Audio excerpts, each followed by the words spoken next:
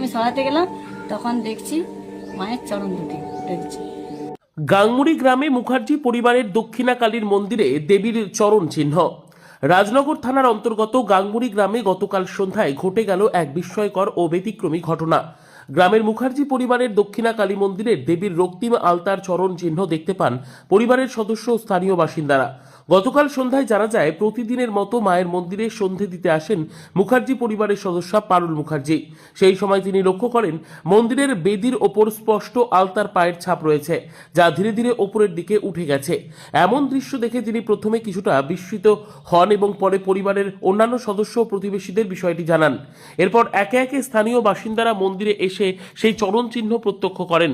অনেক ভক্তের মতে এটি দেবীর কৃপা ও লীলার নিদর্শন। ঘটনার খবর ছড়িয়ে পড়ার পর ওই দিন সন্ধ্যায় ও রাতে বহু ভক্ত মন্দিরে এসে দেবীর চরণ চিহ্ন দর্শন ও প্রণাম জানান। এই ঘটনাকে কেন্দ্র করে মুখার্জি পরিবার সেবায়তবর্গ সিদ্ধান্ত নিয়েছেন আসন্ন অমাবস্যা উপলক্ষে শুক্রবার মায়ের বিশেষ পুজো ও হোমযজ্ঞের আয়োজন করা হবে। রাজনগর থেকে অভ্রদীপ ঘোষ ও বিপিন পালের রিপোর্ট, বাংলা MM নিউজ। সন্ধে দেওয়া হয়ে গেছে আমার তখন। তারপর আমি যখন বেরিয়ে আসবো, ওখানে একটা রেকাবি ছিল, রেকাবিটা আমি সরাতে গেলাম, তখন দেখছি মায়ের চরণ দুটি রয়েছে।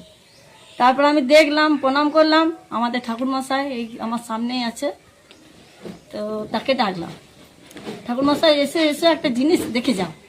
হ্যাঁ, ঠাকুরমশাই গেল, দেখতে পেলে যে হ্যাঁ চরণ দুটি রয়েছে।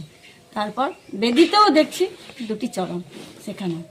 আমার তো খুব ভালো লাগলো, সবাইকে ডাকলো ঠাকুরমশাই। আর আমি খুব খুশি যে কি দেখলাম। আর এই যে আমাদের 3 দিন ধরে আমার এই ছেলে মানে পুজো করতে, হ্যাঁ, তো আমাদের খুব ভালো লাগলো।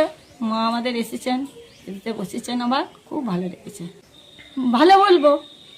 আপনারা কি মনে করছেন যে স্বয়ং মা এসছেন? স্বয়ং মা এসেছে। এটা কি আপনারা বিশ্বাস থেকে বলছেন? হ্যাঁ, আমাদের ওইটা মা, মানে আমাদের কুলদেবতা মা ওইটা। আচ্ছা, আপনি সর্বপ্রথম দেখেছিলেন? আমি সর্বপ্রথম দেখেছি। আপনার নাম? আমার নাম পারুল মুখার্জি। পরিচয়? মুখার্জি। মুখার্জি পরিবারের সদস্য। মানে আমারই এখন পালি চলছে। আচ্ছা, হ্যাঁ, আমাদের দুর্গা মন্দির এখন পালি চলছে। এই যে এই মন্দিরটা, এই মন্দিরের সামনে আমার বাড়ি। তো আমরা কি করি, প্রত্যেক দিন কিন্তু এইখানে বসে থাকি।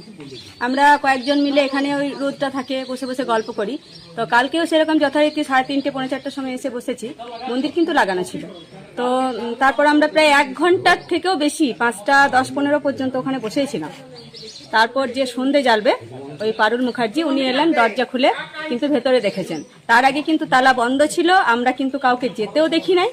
আর মানে